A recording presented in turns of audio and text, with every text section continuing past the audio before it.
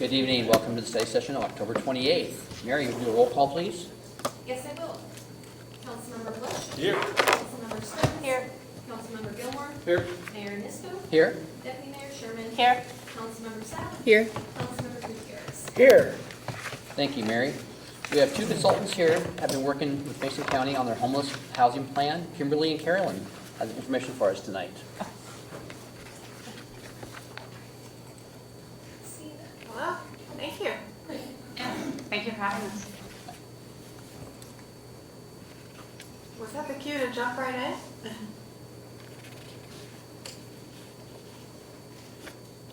I'm seeing a thumbs up from the crowd. Okay, so everyone can hear us okay? Yes. Great. I'm going to go ahead and share slides, and then Carolyn will kick us off.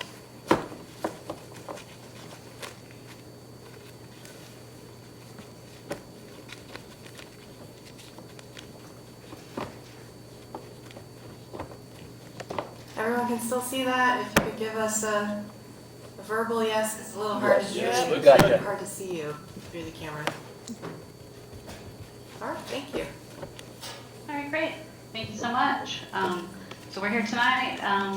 Thank you for hosting us to go over and talk about the Mason County Local Homeless Housing Plan.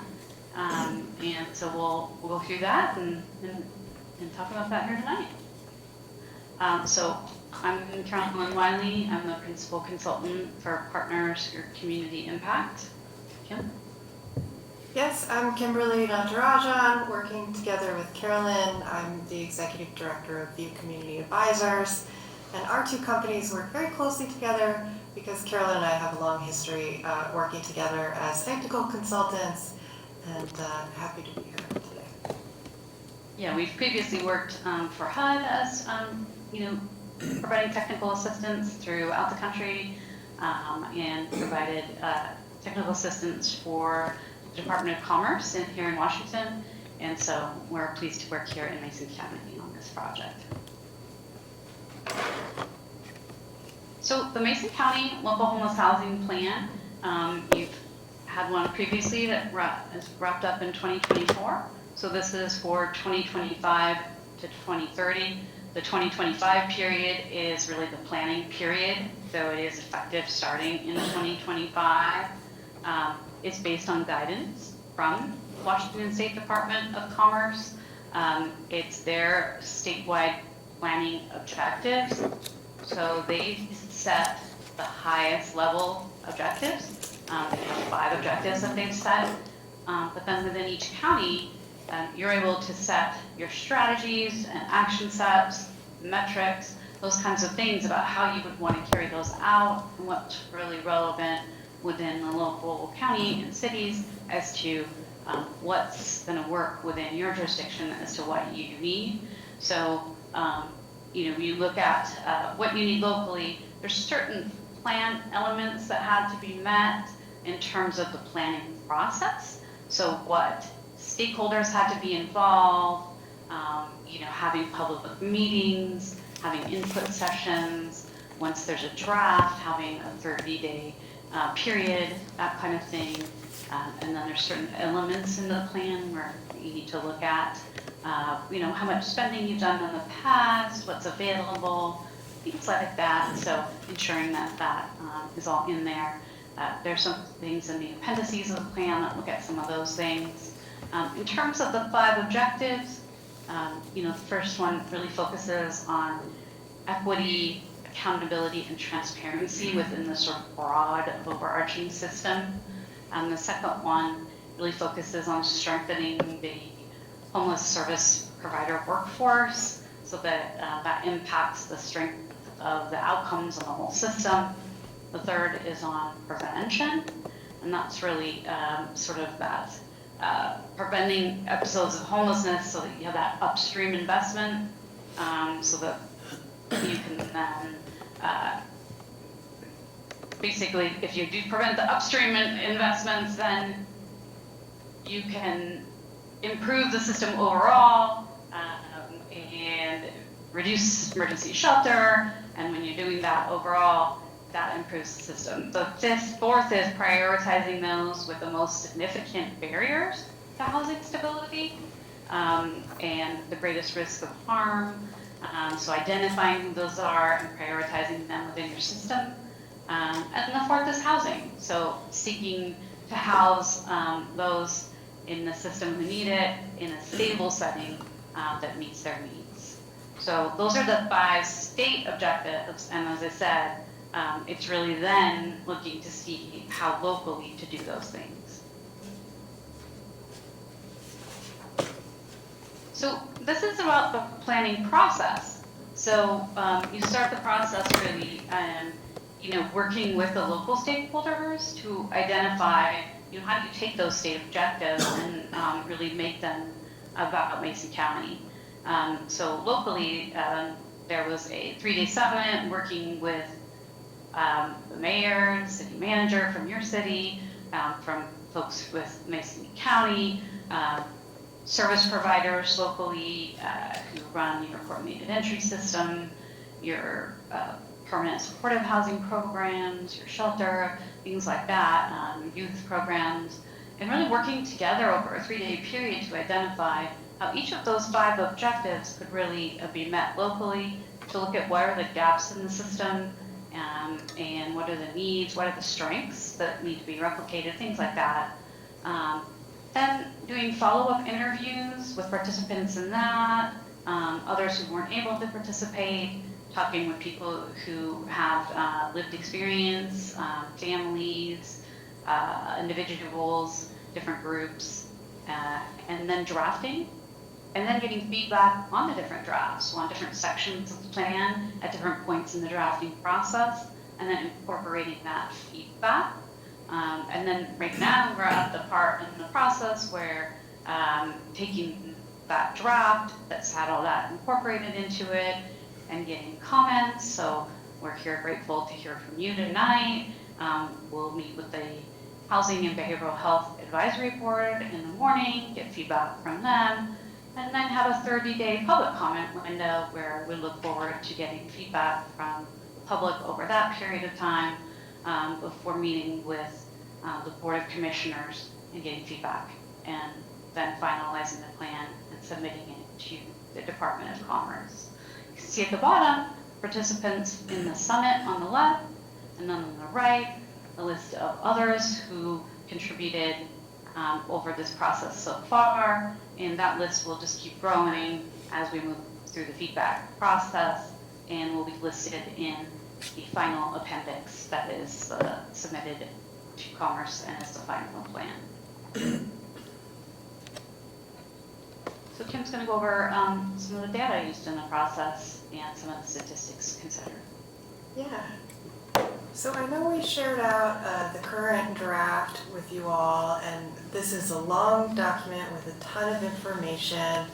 I'm just going to share a few of the big picture data elements that we'd want to highlight for you all, the City of Shelton, and for this discussion today.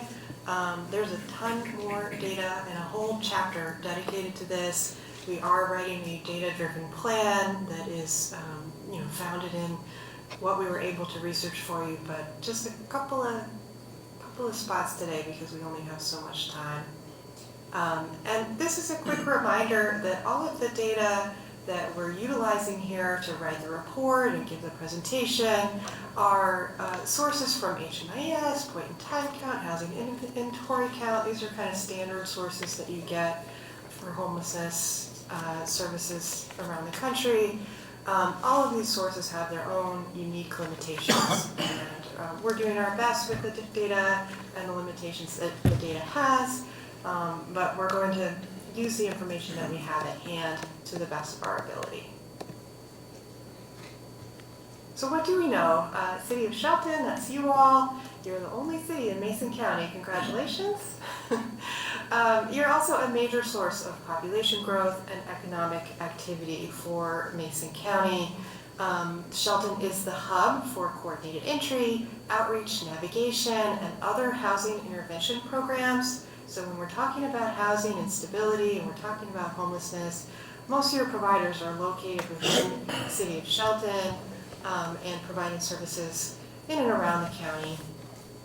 But the decisions made by the City of Shelton as far as policy and investment are going to have a big impact, together with your local providers, on how you navigate the 2030 growth to have a successful impact on housing and homelessness and stability. One highlight I've got here is that you all recently opened the 30-bed Veterans Village project, and that had a significant impact for both the City of Shelton and Mason County. You all were able to reach functional zero for veterans homelessness, which essentially means that if someone is homeless and a veteran in your county, you're able to very quickly match them to resources and keep their homelessness extremely brief. Another big point of information about City of Shelton is that you're seeing extreme rises in your home values. And we've got a 46% increase in home values between 2020 and 2024. And based on what we read in the latest draft housing needs assessment, a significant portion of your projected housing need for all of Mason County is probably going to be needed within City of Shelton. Some more statistics about the city and Mason. So 23.3% of City of Shelton residents are experiencing poverty. This is very high compared to the Mason County percentage, which is at 11.3%. In addition to seeing stronger poverty numbers in Shelton, you're also seeing higher proportions of households that are severely rent burdened. So what this means is they are spending more than 50% of their household income on their housing costs. To stay housed, it's more than half their checks. So compared to the state of Washington, we have 24% of households experiencing this severe rent burden. Mason County, it's 26%, somewhat similar. But in City of Shelton, that number goes up to 33%. So it's pretty significant. And that ties closely to your high poverty rates as well. Obviously, those two things would correlate. Another interesting piece of data that we pulled in our research is the rate of seasonal and vacant properties. So we noticed that in Mason County, you have a very low number of units in your housing stock in general that are put for rent. And those housing stock that are for rent have very low vacancy rates, near 1%. So if anything's on the market, it's snapped up right away for rental. So you've got a lot of pressure to fill those rentals, a lot of people in need to rent property. In Mason County, 24% of all units in all of the housing stock are seasonal or vacant properties. So that means it's actually more than the number of properties that are on the rental market. This is high compared to the statewide average, which is 17%. It's also high compared to similar nearby counties. So Jefferson County is 17%, Kitsap at 7%, Pierce at 5%, and Thurston at 5%. So again, this is really interesting numbers. It's not necessarily a Shelton problem, but it's really interesting on Mason County overall. I don't have the specifics for Shelton, but it's really interesting background. So I'm going to hand it back to Carolyn to lead us in towards what we're saying in the plan. Yeah.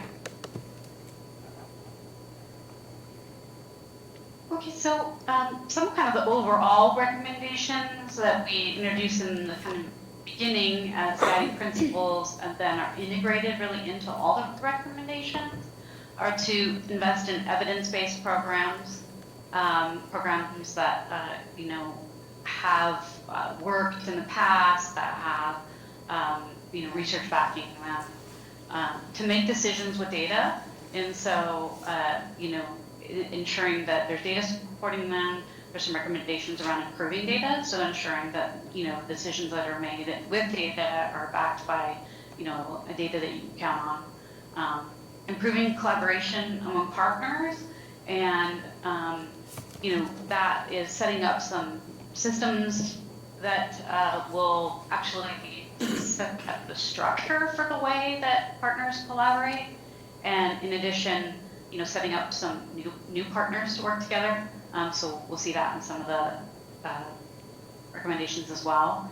And then supporting cost-effective solutions. So we know that resources are limited, and there's a lot of different choices. So we're trying to look at cost-effective solutions whenever possible.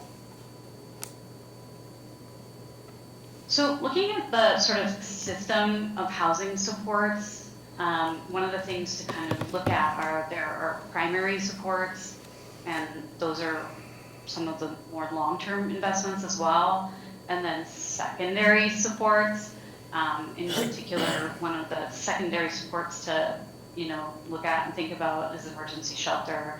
And so we want to think about how, like, primary support, and one of the recommendations in the plan, and as we looked at one of the top level 5 objectives from the state, is prevention and diversion, and really increasing those supports. And, you know, that's because that early intervention can reduce the human impact by keeping households in their homes and preventing those impacts of homelessness. But it can also reduce costs, because the cost to keep someone, you know, those households in their homes is a lot less than when we're having to rehouse households. So, you know, that's a significantly less. That's significantly less. So we want to look at that as a long-term support and part of the system. It also reduces that inflow to the streets, encampments, and into the shelters. So the secondary supports with emergency shelter, it does provide safety until that system capacity on that top level is expanded. It's a gateway to further services like, you know, mental health and healthcare, other housing case management supports into housing. And so that's important. And it reduces that visible homelessness and encampments and those other things. But the idea of it is that as you're building out your prevention and your housing assistance, that you reduce the need for emergency shelter, so that over time you would have a fairly insignificant need for emergency shelter, and you build up your housing assistance. So as you build up, you know, sort of your portfolio of affordable housing, vouchers, short and long-term subsidies, permanent supportive housing, you know, and you're helping those who are sort of priced out of local housing, as Kim talked about, you know, and you sort of have that portfolio, and we talk about in the plan that, you know, there's some different types of things that you can do there, and your comprehensive plan, you talk about some of those different things as well, that you really reduce the need for these secondary supports. But again, that housing stability case management is how that's an interplay between helping people stay in the housing assistance who need it. It interacts with the prevention and diversion, but those are the way those like 2 levels work with each other, and hopefully, again, understanding that you need that sort of short-term investment. And it also helps work with enforcement activity as well. It's like pairing it with that emergency shelter. Thanks, Kim. So, you know, how do you keep the momentum going when you're doing those investments, and, you know, as we're working to sort of implement a plan like this? And it's a little bit of, you know, like, how do we work together to get this collective impact? So, you know, we look at defining and these strategies, we identify and prioritize action steps. So there's a lot in this plan. So how do you identify and prioritize, like, what are the first things that you're going to want to work on in the first 6 months and in that first year? And then you take those action steps, and then you evaluate the status. Where are we at after that first 6 months? Where are we at after that first year? And then collectively, together, you kind of refine what is the next steps of that strategy. How do you work together? and, gives you that shared accountability by working together and, using that process. And again, the plan sort of sets up a structure to actually work together to do that. Okay. So the structure that's set up in the plan are a set of committees. So the first one is called the Local Plan Committee, and it's basically like mimicking the group of people that work together on the planning process. So it's a multidisciplinary committee that would have city representation, it would have representation from partners like hospitals and healthcare and mental health and the Buying For organizations, tribal organizations, county, of course, the providers. And so that committee would work together and have oversight kind of over of the plan moving forward, hold that accountability of looking at, how are we doing as we're moving around that circle. There'd be transparency. So if things weren't moving forward or there were questions or issues, the whole group would have access to and understand, and you'd have that transparency moving forward.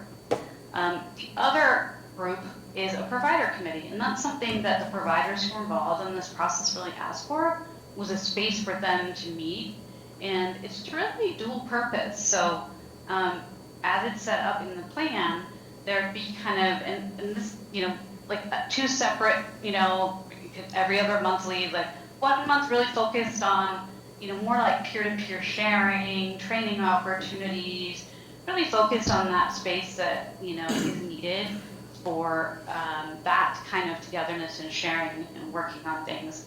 The other would be the shared role in moving forward the things in the plan that, they want to lead and carry, and bringing that sort of then advice and accountability and moving that forward. So there's really these two committees, this structure, again, for some new collaboration and new ways to lead and move the plan forward. Then some community briefing spaces that are really structured for, sharing, quarterly out on some of the provider meetings and how they're going.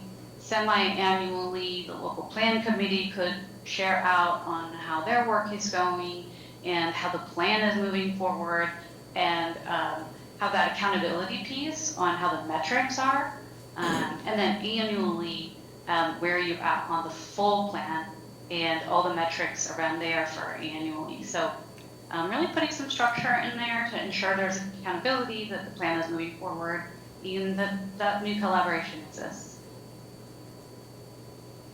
Thanks, Kim.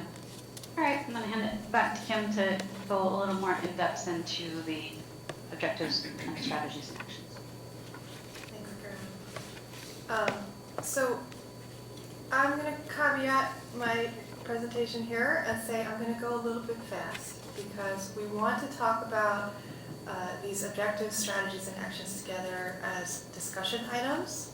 So I'm going to stay high level, get the big picture of how these strategies and actions are supposed to work together. I'm not going to read to you every action step that is selected. Again, the report is dense and there's a lot to go through, and I'd love to figure out what you're most interested in so we can do discussions and questions around those items. So first, quick overview of what we have. The first objective, which came from the state, and these are in no particular order, was equity, accountability, and transparency. Equity, accountability, and transparency, when done well, support effective oversight, data-driven strategies, and accessible, fair processes for your homeless system. And if you're doing this objective well, it's going to have impacts for your whole community, including those most vulnerable populations that you're trying to reach. The action steps that we have in this section and strategies in here are repeating some of the structures, so setting into that local plan committee so we have a space for accountability and transparency to happen.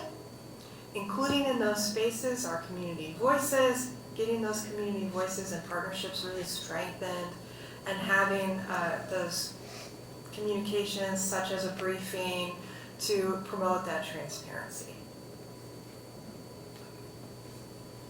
In the second objective, we talk about strengthening the homeless service provider workforce.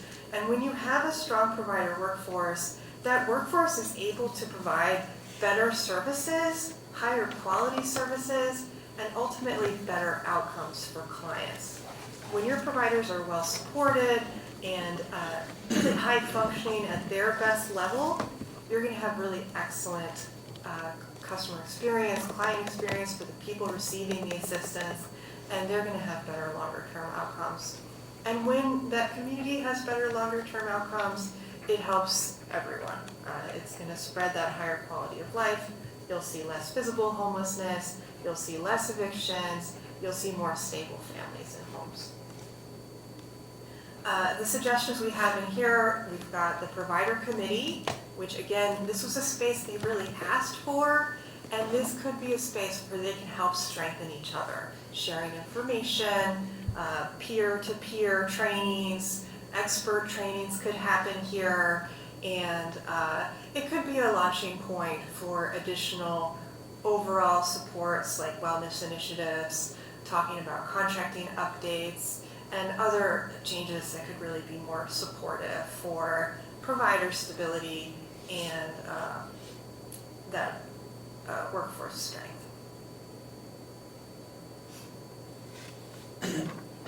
The third objective is preventing episodes of homelessness. And of course, if we can get those early interventions to prevent someone's homelessness, you're going to reduce the inflow of people into a very limited homeless response system, right?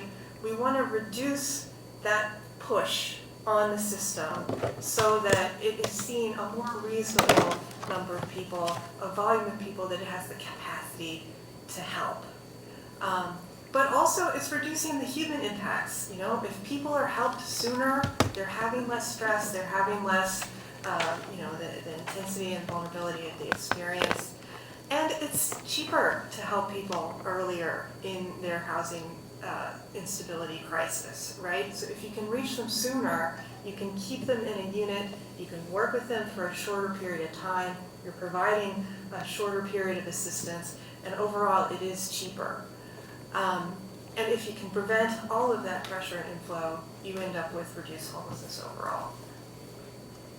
We have a couple of strategies here for expanding the financial assistance and case management going into your prevention services, and that's going to include both eviction prevention and diversion assistance, which is a special kind of assistance for people who are early in their homelessness or at their risk of homelessness. And we'd also recommend to strengthen how you're able to identify the people who are going to need these types of interventions earlier, and develop protocols for how you're helping them connect to new and expanded early intervention resources.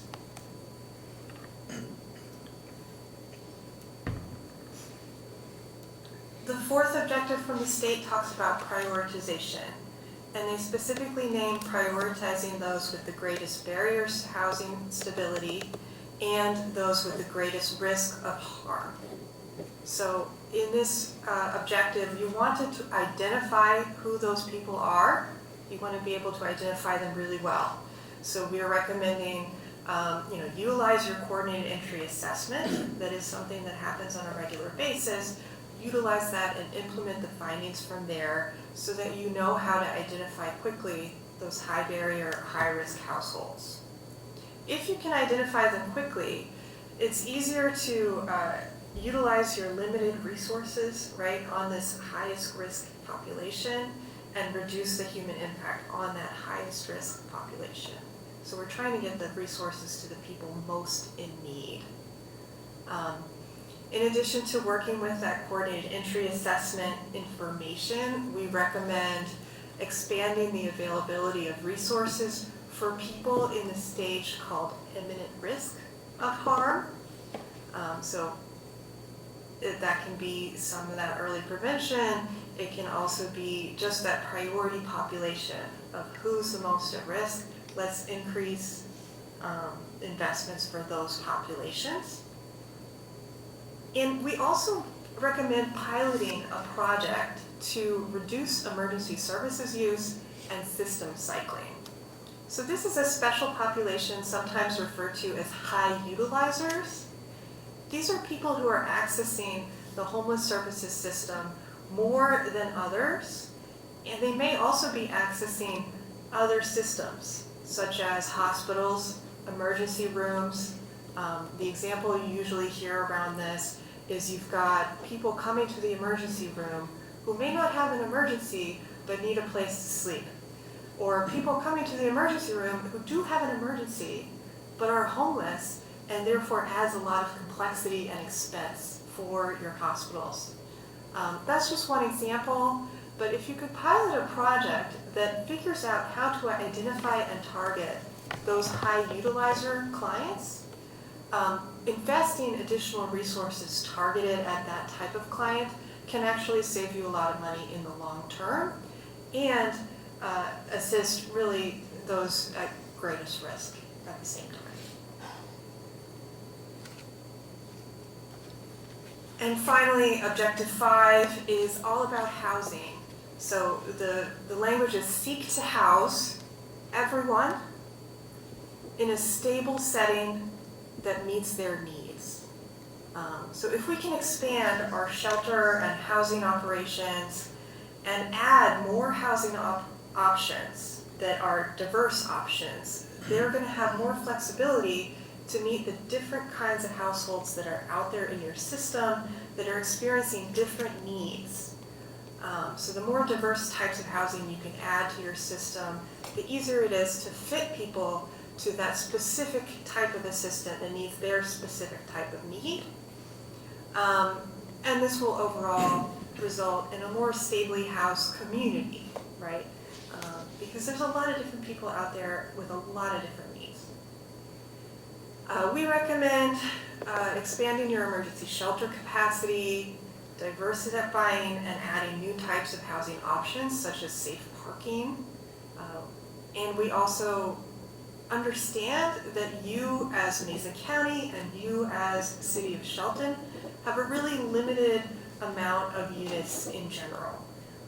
New construction is not easy for you all as a community.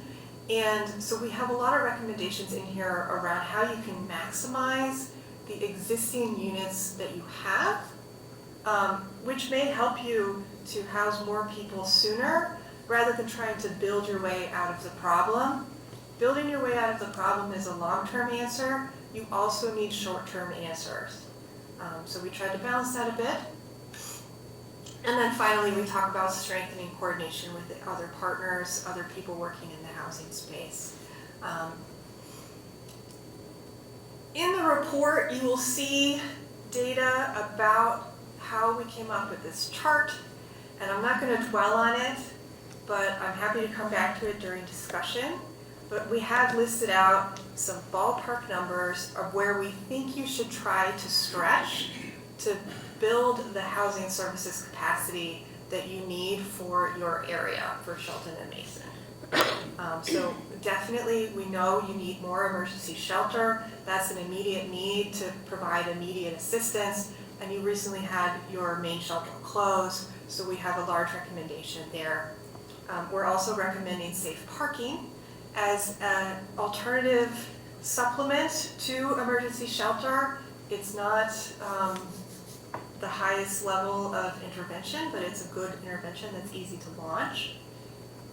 We're also recommending additional rapid rehousing capacity, additional permanent supportive housing capacity. So that's your 30 beds for veterans really worked, but it's half your current capacity.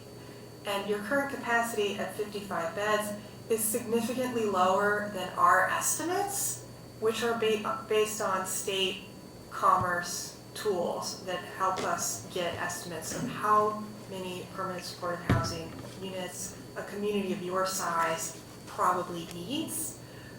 You are at maybe a quarter of your capacity need, and half of that is dedicated to a small subpopulation. So that's a concern. And then finally, as we've mentioned throughout this presentation, investments in early intervention are going to be really important for you all. They're a major cost saving, they're really great for people. We're recommending that you increase your service for diversion and one-time supports, which is a type of early intervention for homelessness prevention. All right, and this is the last slide, which is, what does this all mean for you, City of Shelton? We believe there's lots of opportunities for City of Shelton to support this plan work. We would invite you to participate in the local plan committee as that gets established. And there are a number of investments and policy areas that you could potentially support for this expansion of services list. But again, these are early days, and we're here to talk to you. We'd love to hear your thoughts and comments about the plan so far.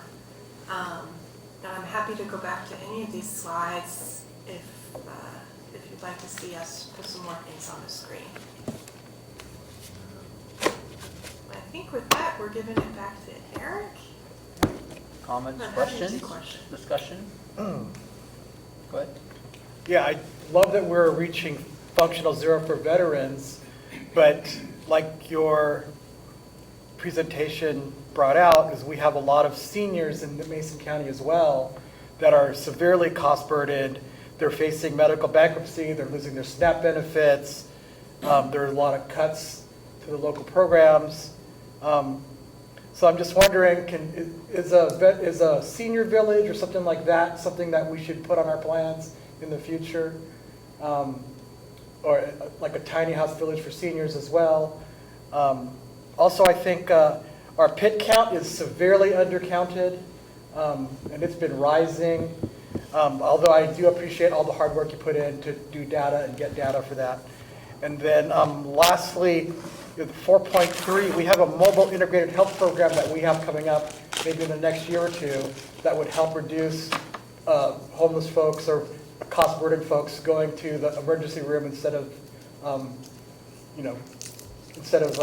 dying out there. So that's something we have a few things that we have that are strong and I think we can move forward with, but there's just so much from the federal level on down, everything's being cut in lieu of tax cuts for billionaires.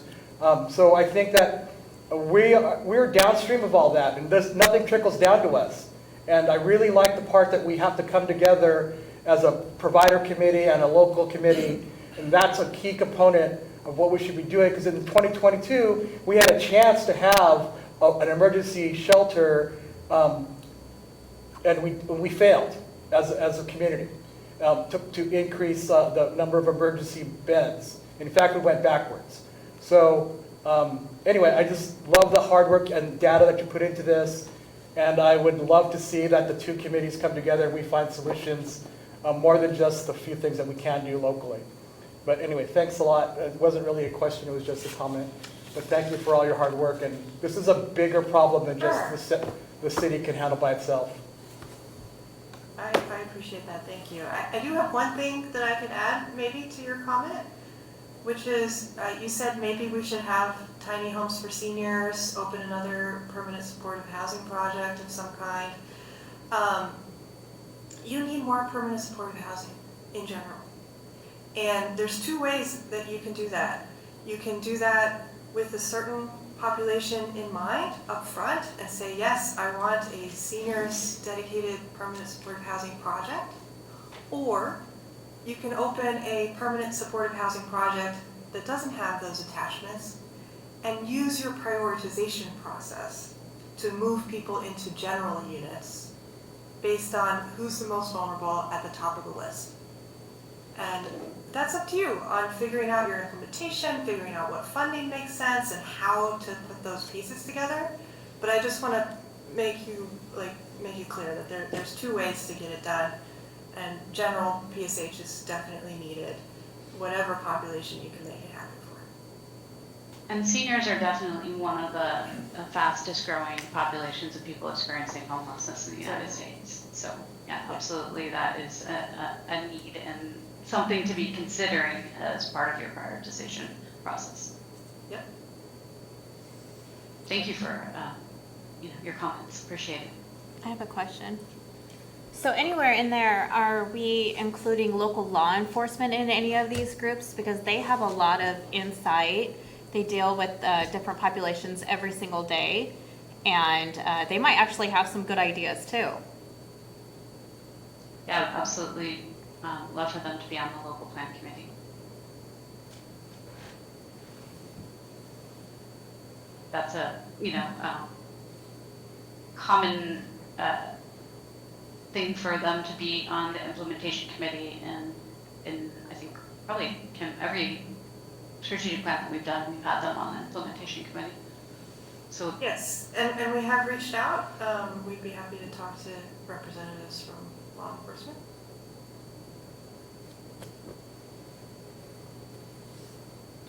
Designated crisis responders, is that part of that as well? That would be part of that. I was gonna also mention, the plan's not really addressing mental illness at all, or, addiction services. That is why some people can't get into housing, obviously, is because they have some of these issues. So with no mental facility beds in the state and very few services for addiction, how would we address that in this plan?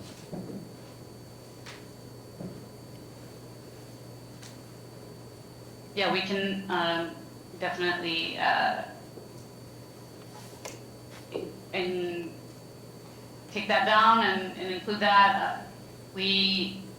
That wasn't a gap that was brought up very much in the process thus far, but happy to look into that further. Yeah, I thought I brought it up a couple times in the work sessions that we had. But yeah, it's a really a big issue. I think there's people that just can't be housed in a normal setting on their own. There definitely needs to be something there in the middle, so. Yeah, for the recovery beds. The mental health of the recovery, but I apologize, I want to make sure Mental illness beds. You're kind of, I'm not hearing every word you say. Permanent supportive housing units as well. That's usually the type of unit that you're connecting to folks with those severe, persistent mental illness that are not going to be able to live on their own long term.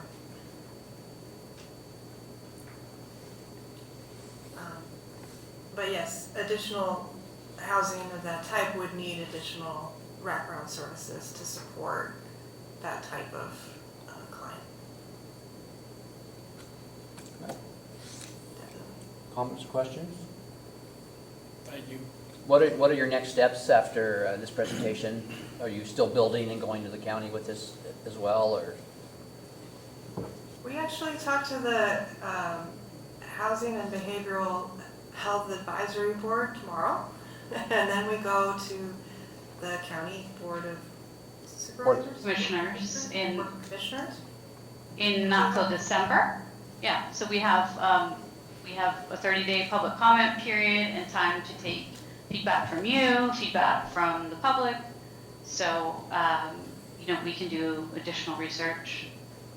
So we have received your feedback on kind of the lack of crisis response and mental health services. And like Kim said, that does wrap kind of into the recommendation around permanent supportive housing, but definitely want to further look into your feedback and any additional things that we hear from you tonight. Yeah, and anything that doesn't happen in this phase of, finishing this plan that's going to Commerce for December is pushed into the implementation phase, which if we have a local plan committee established, that would be the place to continue discussions about, specific action items and making the plan have legs.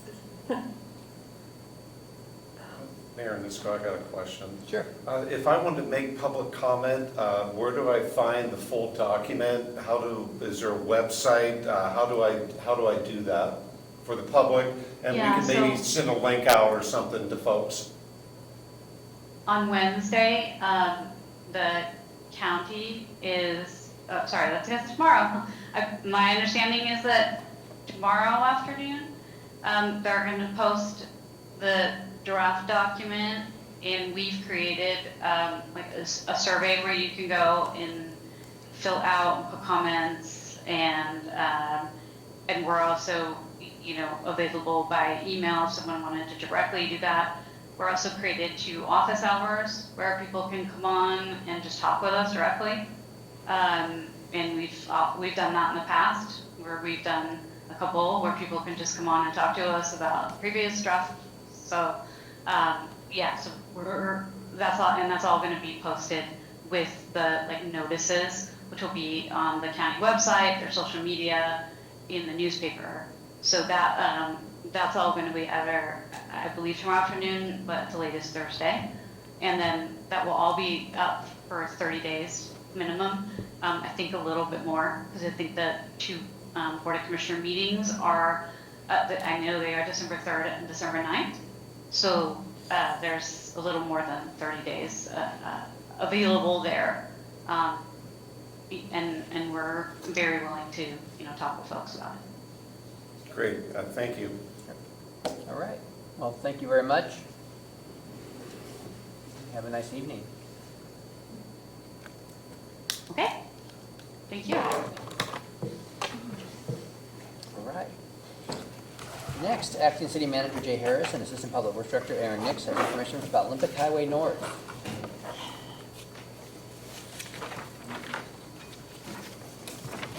Thank you so much.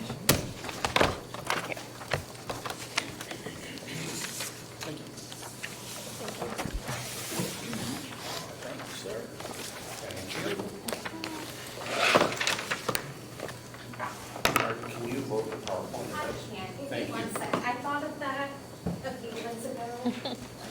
Trying to do it on this. We have a big crowd that wants to see it tonight, so. Watch the doors, they're gonna burst. On this.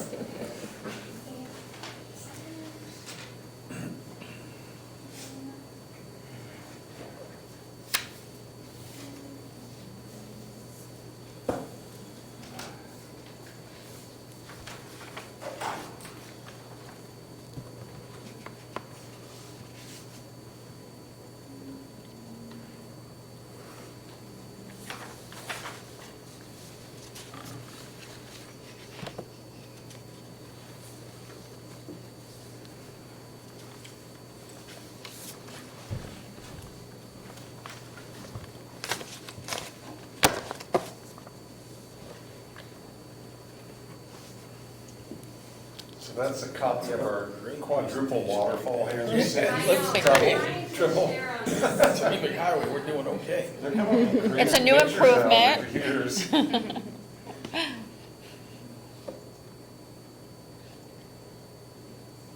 Thank you so much, Mary.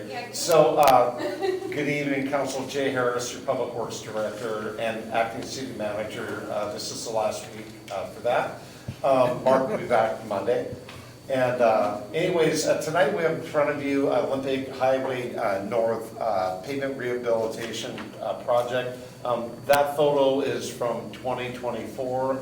The project will go from C Street, which is on the right there, about C Street, all the way up to Wallace Nealon on Olympic Highway, obviously. And you see Highway 101 down the bottom. The next slide, please.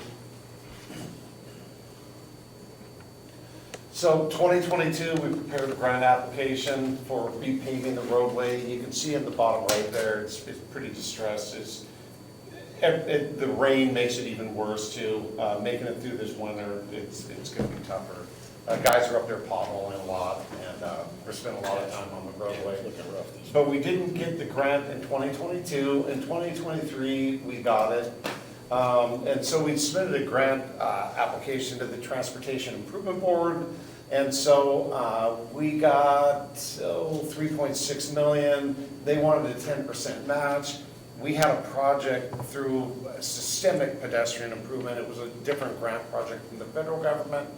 Almost met the 10% match. We used grant funds to secure grant funds, which was pretty inventive. It federalized the whole project though, unfortunately, and made processes a lot more difficult. So we have some shares of money we need to put into it. So about 40,000 in TID funds.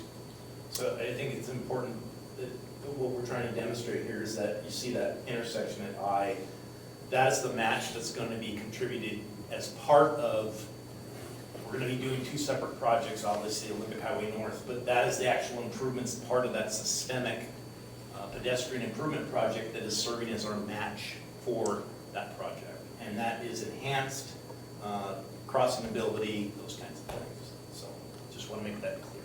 Yeah, sure. So, and then in the third bullet point there, we had a Transpo Group. We selected them as a design engineer that went through council.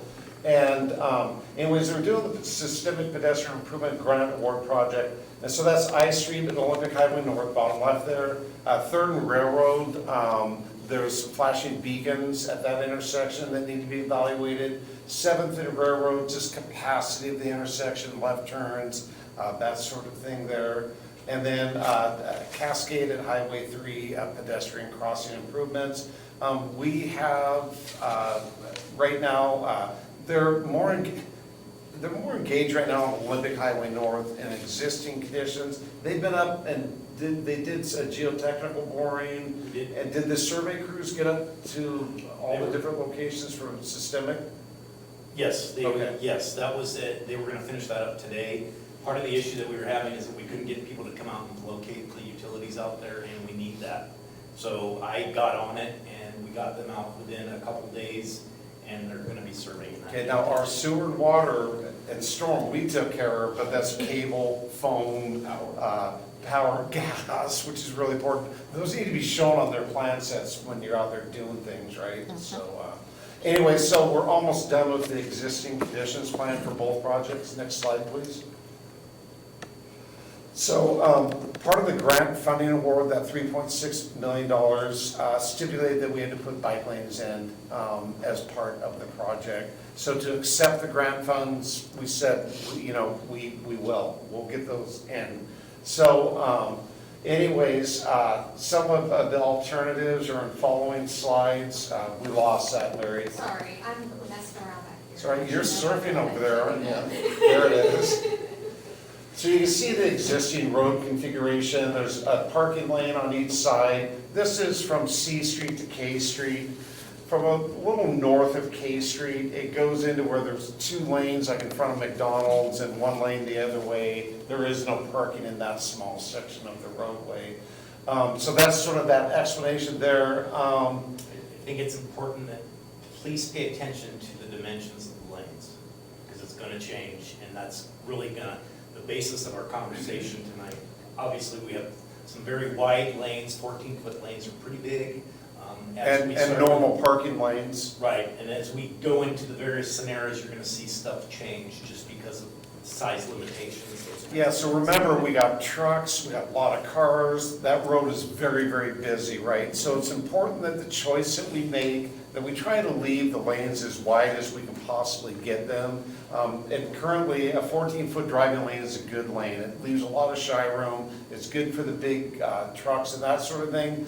Unfortunately, though, cars parking, the doors opening, that sort of thing, and the cars are driving a little faster. They're doing 30, 35-ish, and so, anyways, you don't want your door taken off, when you open it. So typically, most collector/arterial roads where this is getting up to arterial capacity, they don't even have parking on them because it's there to transmit traffic, right? Yeah. Next slide. Our code doesn't allow parking on arterial roads, does it? On collectors or arterials, if that's a new road, you wouldn't have any parking on it at all. This is an existing condition that we got to deal with, right? And so over time, though, once we add more and more traffic to that road, and very likely another lane in each direction. This is, 20 years from now.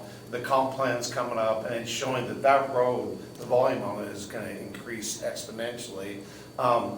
That parking is just a matter of time, right? So down the road, it's likely, it's not gonna be on the roadway, just for pure safety purposes, but for volume also. We need that road to transmit cars, not a parking lot. And the bike lane requirements on both sides of the road?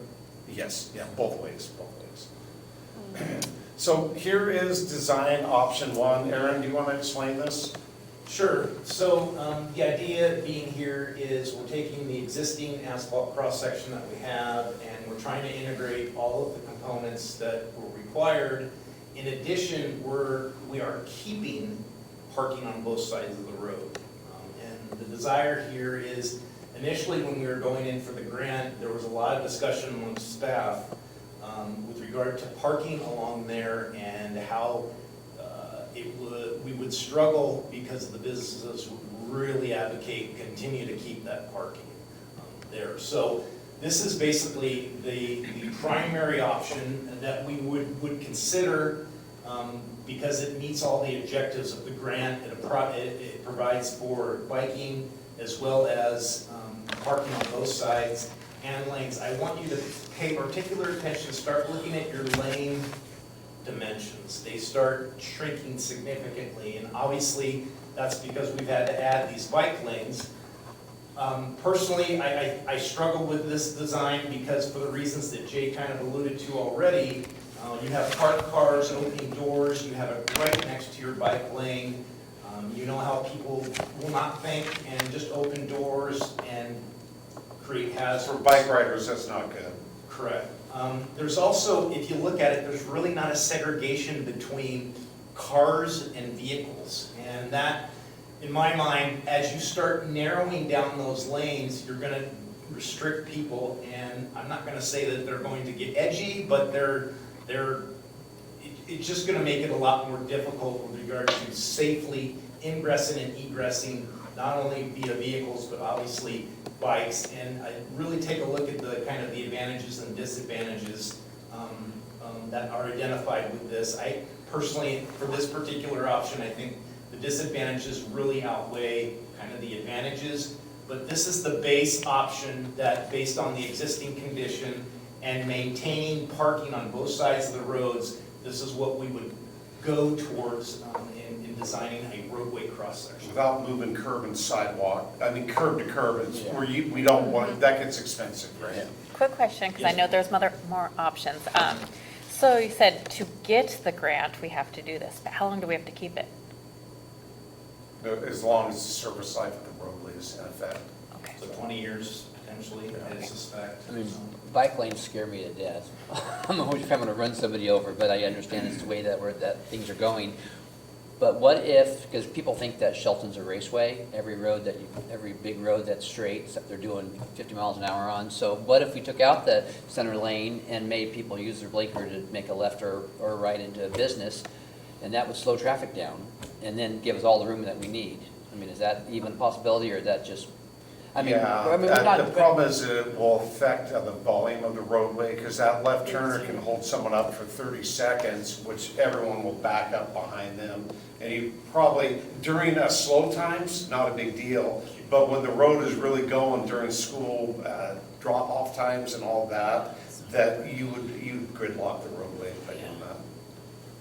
But what your comment is, though, also is slowing people down, adding landscape planters potentially, maybe a few medians here and there, try to break up the landscape a little bit and use some alternatives rather than having 2 lanes of road with bike lanes and parking and you can see from end to end. I understand what your comment is. Typically you want to break it up with some landscaping, medians, trees, that sort of thing, as another design element to improve the look of the corridor and to make people just slow down a little bit. When you can see from A to Z, you typically drive a little faster. I would be concerned about emergency vehicles in that scenario. Where would they go? Well, they would go wherever they want to. They They have do. these lights and sirens. 10 I- 10 foot is typically the minimum for them. Yeah. So just so that you have some perspective on that. I do also, I think it's appropriate for us, the thing that I handed out to you guys, we make the statement under disadvantages, underutilized on-street parking is retained. And that's part of this discussion that we want to have with you. I did, myself and Colton, went out and kind of did some random analysis with regard to the parking that is happening and occurring along there, and that's what this table suggests. And Aaron, I really appreciate it. This is really good information. Yeah, I agree. I agree. Yeah, and this isn't, This it's isn't science, I think, exhaustive. but it's a snapshot in time of what people are doing today, right? So we wanted to get the morning and the afternoon times, and what we did is we actually went out there and physically counted parked vehicles on each side of the road, and you'll see the east side, you'll see the west side, you'll also see the amount of stalls on both sides, 32 total on the east, 56 on the west. Based on our numbers, and what, we have some averages here for you guys to consider. If you look, I mean, really the glaring piece, if you look at the percentages, that is the percentages of parking stalls that are actually being utilized at any one time. It's pretty low. There's not a lot of people that are utilizing it. Now, I will tell you, because I went out there and looked at it, the ones that are there are pretty consistently in the similar locations. One of the ones that really, they take a lot, or they don't take a lot, I'm sorry. They are always out there is the appliance place. They're parking all of their commercial vehicles out there. I will say there's a couple markets down there that are utilized. Some of the other things that I noticed, at least on that, was there are, in most cases, most of those businesses have some sort of parking for their customers. I'm not saying in all instances, because there are a couple that really do not. But the reality is that if you look at these numbers, we're really not utilizing that parking. Now, granted, as things develop and get more, we're probably going to have more desire for that. But you had mentioned something about our code. Doesn't it kind of require you to provide some sort of on-site parking? Yeah, it does. If you're redeveloping an area, you're gonna have an on-site parking lot when houses or small buildings get torn down and something bigger goes in. The dialysis clinic is one of those that they put a parking lot in. So we have design standards by square footage. So as that redevelops over time, that on-street parking will go away. So we can't be short-sighted on that, but I mean, just looking at this, it's fairly underutilized. I caveat that with the designs that we're now going to show you, which is going to play with some of that parking. And candidly, when we do have these public meetings, I guarantee if we completely eliminate parking, there's going to be a lot of formal discussion about that. There are some other options that I really like, but let's go through. Yeah, one other thing There's is, no on-street parking from K Street to Neal and Wallace, right? None. Yeah, No. there's None. there's a So second it lane just there. stops right there. at, There's a the little bit car in front wash. of Olympic Plaza there, Yeah. but, Olympic Gateway Plaza. Another thing to consider is the on-street parking is dangerous for the driver when they step out. Agreed. So I think it's kind of a no-brainer to like let some of this go because it's underutilized and it's more dangerous. And most of the businesses there do have some sort of parking lot. They do, some of it's front door convenient parking though. If your business door is right there and I can just pull up, open my door, jump out and walk in, I don't go into your driveway, park in your lot, get out of my car, walk through the lot, go to your door. So some of it is a little convenience based, right? I think you see in some of these options that we're not, in some cases, we're not going to eliminate all of it. We're trying to provide for some of it, at least one side of the road, which with these enhanced crossings is going to make it a little bit better and easier to cross the road. If people have to park on the other side to get a business on the other side of the road, that there's potential. Okay, one last thing I want to go over is in the advantage, you see the second bullet point there. What that means is the curb to curb width of the roadway is not going to change with whatever option we choose. We're not moving any curbs in or outwards. But at the intersection, there's bulb outs. The bulb outs, just like on Coda, encompass the ends of the parking. So the pedestrian standing in the ramp is out there near a bike lane in this instance, right? You'd be standing at a crosswalk, watching the bikes go by and the cars go by, hitting a button hopefully or doing whatever. That's why those mid-block crossings are important and the flashing beacons and all that. But this is one of the narrowest options of you having to walk from one ramp to the next ramp because of the on-street parking.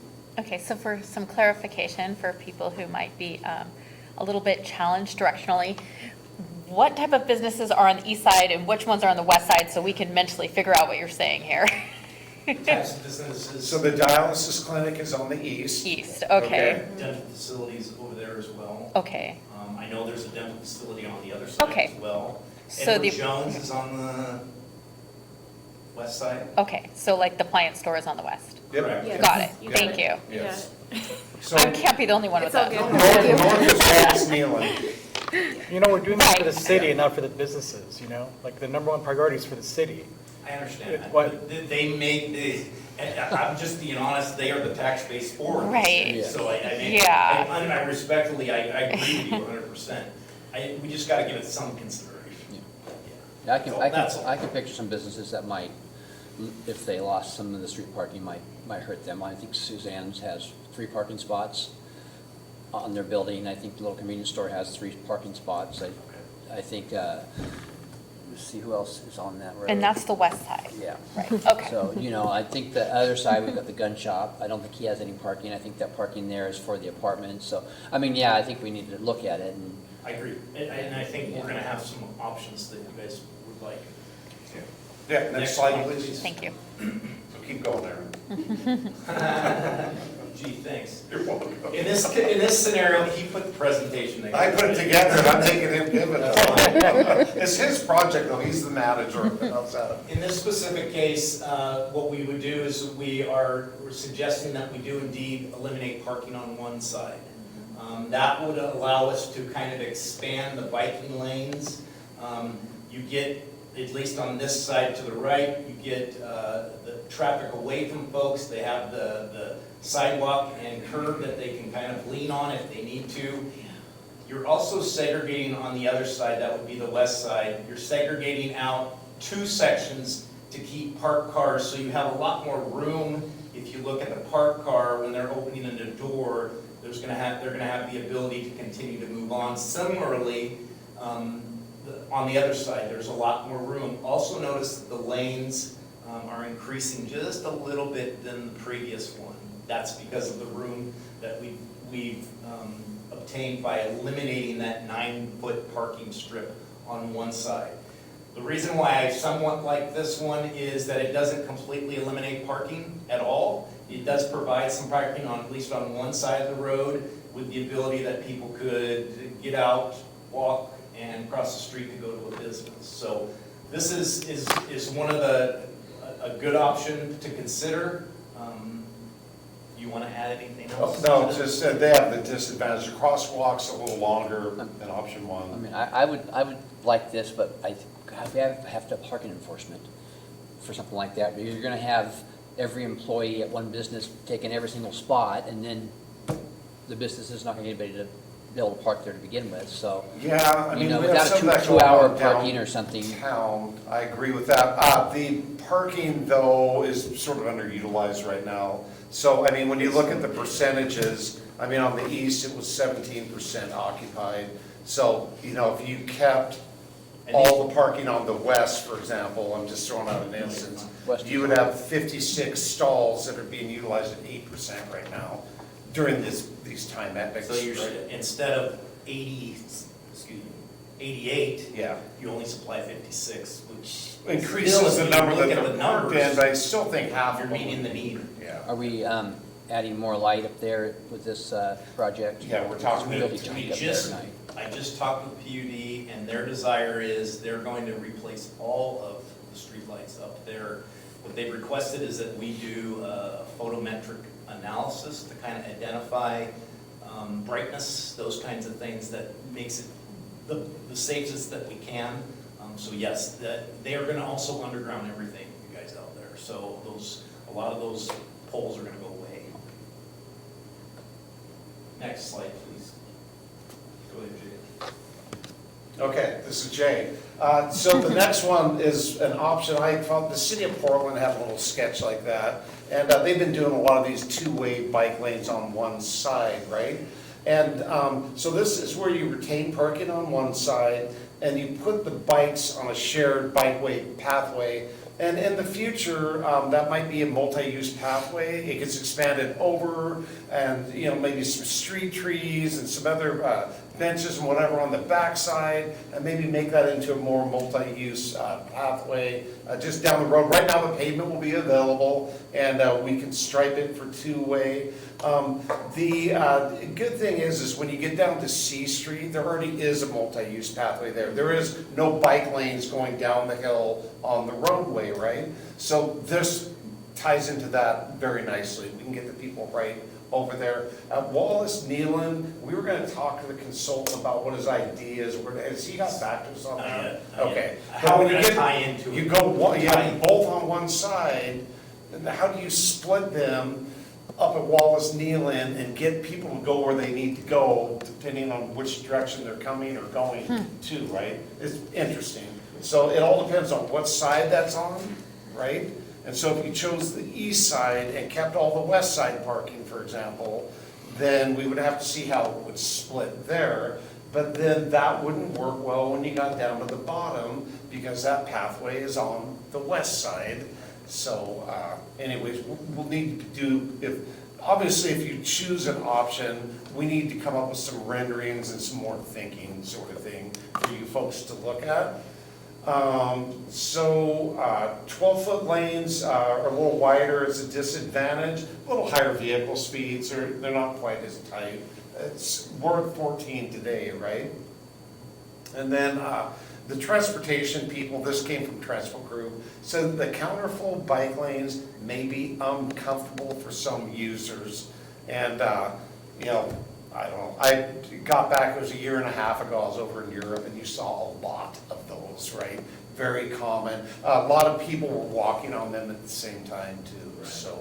I like the physical segregation too, as well as those cones, or no, they're not, they're those standing Delineators. delineators that actually provide some additional segregation between the live traffic and your vehicle traffic. But I didn't think of, I like that notion that potentially that could be part of a regional trail. Yes, oh, correct, yeah, Absolutely. yeah, down the road. Next slide, please. So, you want me to go? Yeah, you go. So this is the, one of the most extreme options that we're providing, in essence, that we would eliminate parking on both sides, with the idea that you're segregating out your traffic. Also understand that you still, it's not grass on the side there, those are sidewalks, so you're still gonna have sidewalk walking. This really just delineates a true biking lane for folks in both directions. Also notice that the lanes are getting bigger again, they're up to 12 feet. That's going on.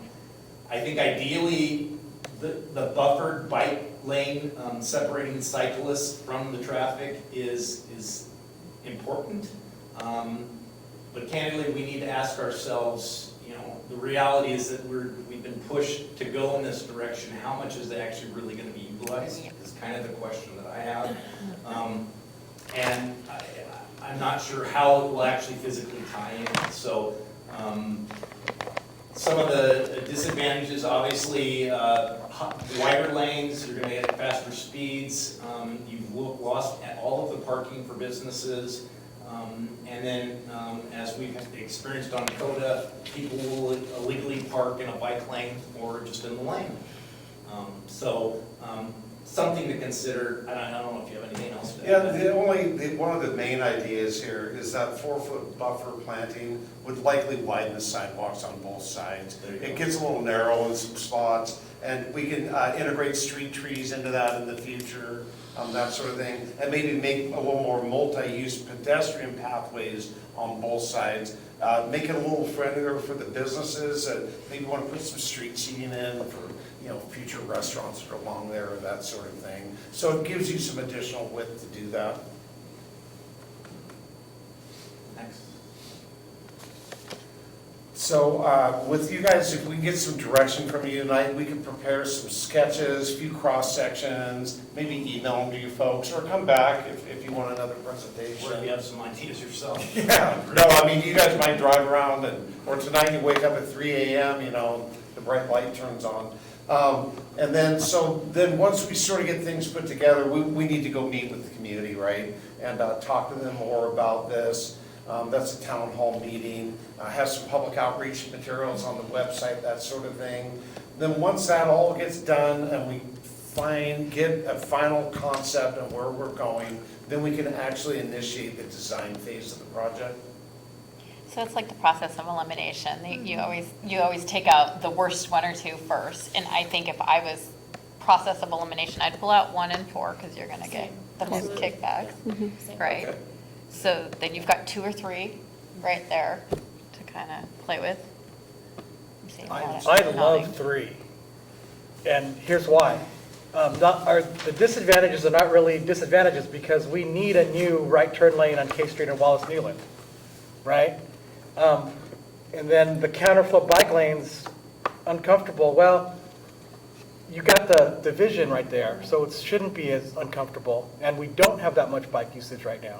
We might in the future. Sure. And the additional advantage is that the connector trail, if we're gonna do that, this will connect uptown and downtown. So I think it's a beautiful connection to do it that way. And it's already been done in Europe and in Portland, so I think it's a beautiful way, an elegant way to have more advantages than disadvantages. And you're not eliminating parking on both sides of the street, too. I Bang. think 3 is, at this point, 3 is by far, I think, the best thing we have to work with. And with that, I agree with both of you. If we could keep the bike lanes together, I think that's a little bit safer, because if you have bike lanes on both Yeah. sides, you're gonna end up with more possibilities of somebody getting hurt somewhere. But if they're on one side, you 3 know they they're are. always on one side, I feel like it might be a little bit safer. Do you think people wouldn't just ride on the sidewalk on the other side if we did that? We put both, they just ride on the sidewalk. I If mean, they're right- gonna do it, right- they're gonna do it anyway. Well, they're gonna ride their bike on the sidewalk. I mean, they're gonna ride their bike on the sidewalk. That's actually allowed by the state of Washington, so. And So, if I had a In house, Oregon, it's not, but in Washington it is. if I had a house uptown, that's a great place for your kids to go riding their bike up and down the street. So there aren't any sidewalks or safe places to do that uptown. So I think it's advantage, advantage, advantage, and disadvantage, we can flip it to advantages, so.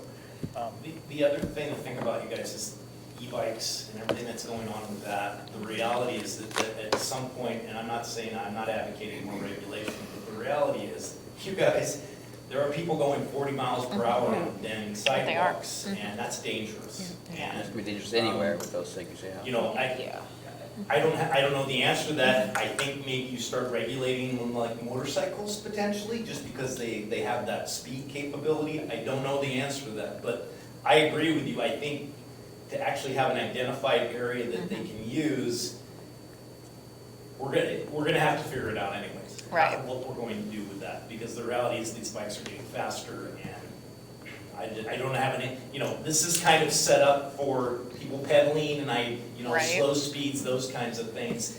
Those other ones are really traffic-related types of things that I think they need to be in the travel way. Right. So I don't know if that's the answer, but I know it's continuing. I know in parks, I was working in Kitsap County before I came here. That was the biggest issue in parks, is trying to regulate those, segregating those bikes and horses and everything else from seniors and everything, all of that. So it is a big deal, and we're gonna keep dealing with it. Yeah, Because they do get combined going down the hill. They do. And so that's an important thing, that on the wayfinding and the striping, it needs to go down the hill. The project doesn't end at C Street. Right. Going down the hill, you have to put people in their place. You're right. And some slow signs and that sort of thing. So I appreciate you bringing that up, because I didn't catch that part of it, that we can't just end at C Street. We gotta go all the way down to the bottom. Okay.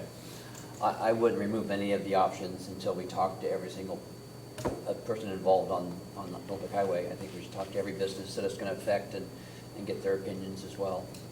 And I appreciate that, Mayor. Part of the thing is, with regard to this, is the design. The next step is for us to get into design on this thing. The reality is, we wanted to try to construct this next summer. It's not gonna happen. We were probably gonna construct this the summer of 2027, but we got to get going on some sort of concept. So I'm not pressuring you, I'm just saying, let's kind of have kind of a thought process on a direction we want to go, and yes, we will go talk to them about it and get their impact or their feedback on it. I absolutely have to do that. In fact, we built that into the scope. But we're going to take out options before we talk to them. Not So- necessarily, okay, I think what you've identified is you've kind of shrinked it down to, you've taken the two worst-case scenarios, I think, out, and I appreciate what you're saying, because the reality is, one of them is we're getting rid of parking on both sides. So what we heard from you folks tonight, that isn't an option Right. four. Yeah, we You don't, would prefer not to go with option Right, four. and you know, and 20 years from now, if they want to do that, then in 20 years, that'll be an option, so. We're going to try to provide them options, but we still got to get going on the design, because there's a lot of physical design work that we have to do as far Right. as the geometrics and everything, and coordination work, PUD. So I think it's important that we do bring the options to them, but let them know this is kind of where we're headed. Right. At least our thought process I is on can't this. imagine many business owners up there being thrilled about removing parking from both sides of the road. You should have been around I when we mean- took out the trend line to Happy Well, Teriyaki. yeah, but getting that parking on Man. both sides of the street, if you have a business there, understand. No, I they're not get gonna it. want that. Right. There was a big uproar.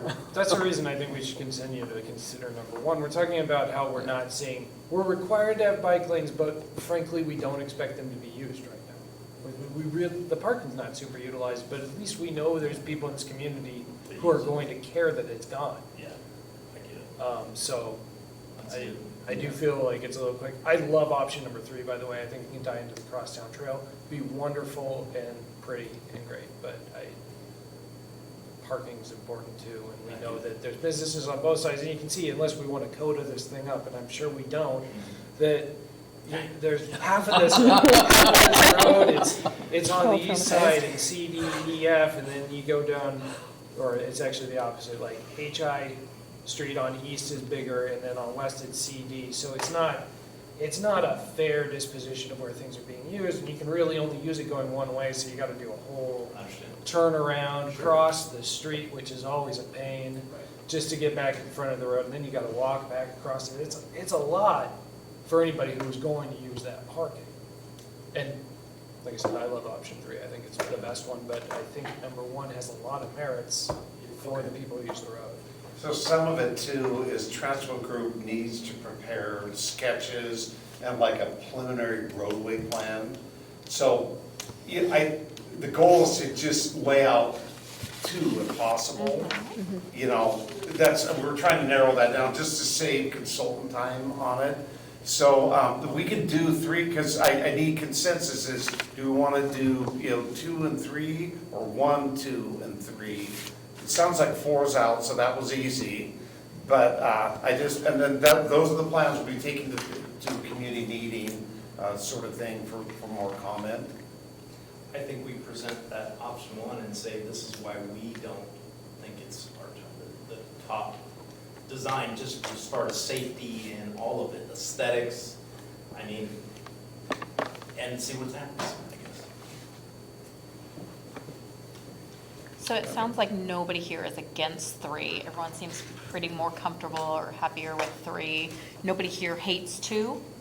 Okay, nobody here hates 2. We have some strong feelings on 1 and 4. So if, 3, 2, 1, basically. Yep. So, Okay. does that help? Yeah, that's what we needed. Thank you. Yeah. Yeah. I just want to throw my 2 cents in here really quick. I like option 2 and 3, but what I like about 3 more is that we have wider lanes, and we also have this division between the bike lanes and the cars. So I think I'm going to lean towards option 3.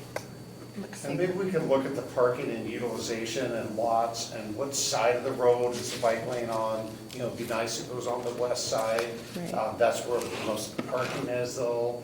And so, but then how many people have lots and, where do the Right. people park then at that point? So we can get some more data about if we do combine and take parking off of one side, what's the best side, right? What has the lowest impact? So I'm hearing, let's pursue maybe 2 and 3, but also have the option, at least in the discussions, that potentially how bad do we want to get rid of parking, or how much of a negative is that based on the community's input? There you go. Business Yeah. input. I think that's Is that fair. I mean, Yep. And one other comment I heard is maybe some street trees or something to brighten up the corridor a little bit. I mean, if we have funding available to do some landscaping, is that okay if we look at that alternative? And I don't know if that means we might get a few medians in here and there where there is no driveways, nobody's turning, that sort of thing. It gets a little bit of green out in the middle maybe. So, oh, you were gonna say something? I was just gonna ask how much that's gonna add to the cost. It's significant, especially if you're going in the median. You have to take out 18 inches of asphalt and concrete. You're talking, if you just have leftover grant money though, that's what you're not talking about adding in. If we have any, or city money. We're trying to keep our options open. I will tell you, we did get some good news with regard to the geotechnical analysis that was done. We thought that we had some sub-base issues.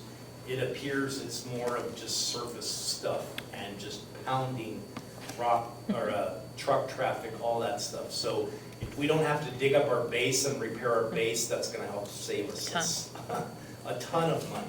What they found is the asphalt binder that holds all the rocks together is disappearing. It's oxidizing and it's getting worn off, and that's why it's rattling and all that. And it was last paved in 1989, so that makes a lot of sense that, asphalt doesn't do well in the hot sun, high traffic, that sort of thing. Heavy weights. The road should have been probably redone 10 years ago, so we waited a while.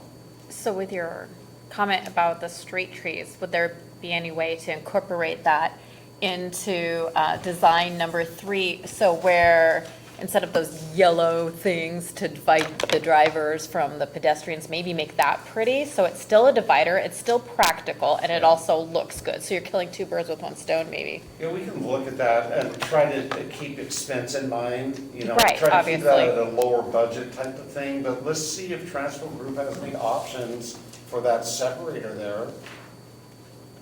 Because I think for safety reasons, that's gonna be really important to have some sort of barrier between actual cars and potentially pedestrians or bikes, you know what I mean? Sure. We need to be cognizant of road drainage, because the Right, road right. drains from the center to the sides. So if we put anything that's a hard barrier, like a curb or something, we're gonna have potential drainage issues. So we'll look into that. Do like a bioswale?